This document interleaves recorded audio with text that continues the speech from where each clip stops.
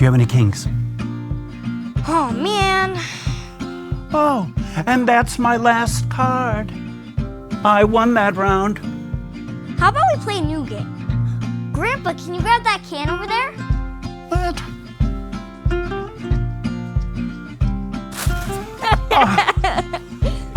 I've been waiting to get you with that. Oh, I am so glad we get to have fun together. You know, this trick reminds me of another story. Cool. Do some friends play a trick on each other? Oh, no. The guys in this story didn't try to prank someone. They tried to kill him.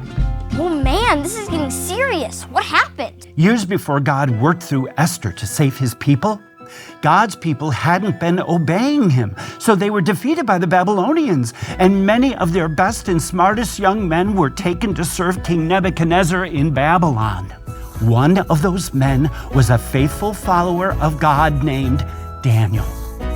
Daniel loved and honored God. Daniel served King Nebuchadnezzar and the next king as well, King Darius. Everything Daniel did seemed to be successful.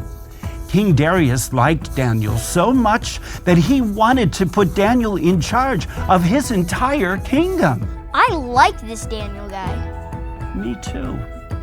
However, not everyone liked Daniel. Some of the king's other advisors were extremely jealous of Daniel. They wanted to be put in charge of the kingdom, so they set up an evil plan to get Daniel in big trouble. The jealous leaders knew that Daniel believed in God and that he would only pray to him, so they set a trap. Those leaders went to King Darius and suggested that the king command his people not to pray to any god or human except him. What did the king do? He decided to make their suggestion into a law. What was the penalty for breaking that law? Being thrown into the pit with the king's lions. Daniel heard about the king's law, but he still chose to do what he always did. 3 times a day, Daniel went up to his upstairs room, opened a window toward his hometown, Jerusalem, and prayed to God. Did Daniel get caught? Yes, those jealous leaders were waiting. They happily ran to King Darius to report that Daniel had broken the new law. They demanded that Daniel be thrown into the lion's den. But the king liked Daniel. He wouldn't let Daniel be killed, right? King Darius was very upset because he liked Daniel very much. He spent the whole day trying to think of a way to get Daniel out of trouble.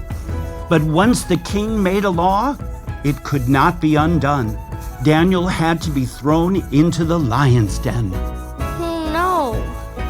The king ordered Daniel to be brought out. He said, "You always serve your God faithfully, so may he save you."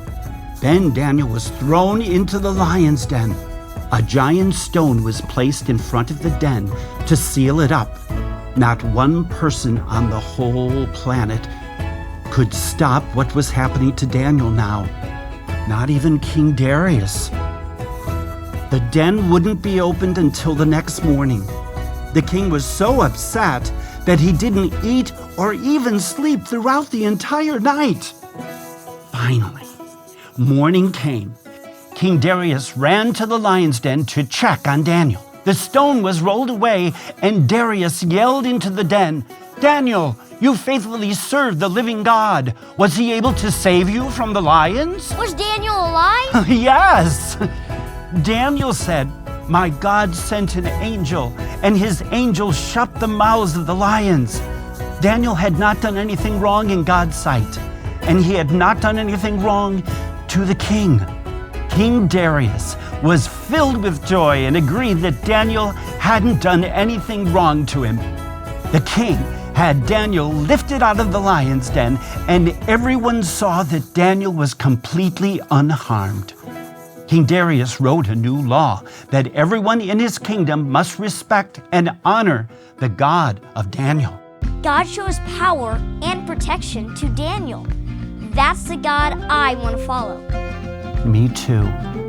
Throughout his life, Daniel followed God faithfully. He experienced that God can protect us in amazing ways.